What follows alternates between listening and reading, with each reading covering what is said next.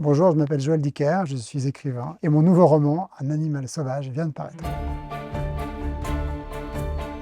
La casquette, dès qu'il l'avait aperçue, avait brandi le revolver qu'il gardait à la ceinture et s'était mise à hurler. « C'est un braquage, personne ne bouge !» On installe en premier la tension avec ce braquage et puis ensuite tout retombe.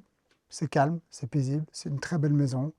La forêt borde ce jardin, il y a une piscine, c'est l'été, il fait beau, on est bien.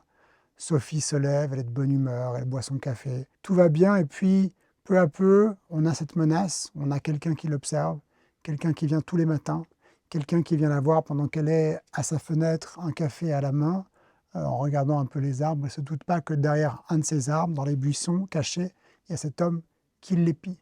Et on se rend compte qu'il y a le braquage, il y a cet homme, il y a des menaces, il y a des tensions, il y a des éléments qui sont en train de monter peu à peu et qui vont bouleverser cette petite oasis tranquille qu'est le monde dans lequel Sophie vit. À l'image de leur maison, ceux qui vivaient ici faisaient rêver.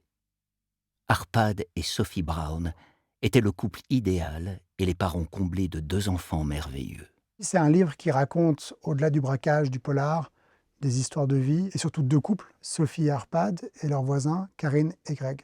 On se rend compte qu'il y a une petite graine, un petit mensonge, des événements dont Arpad n'a jamais parlé, et ces non-dits ne vont pas se tasser avec le temps, au contraire, ça va grossir, grossir, grossir, et en juillet 2022, quand le braquage commence, quand tout commence, quand le livre commence, on sent bien que ces non-dits vont exploser à la figure d'Arpad et de Sophie.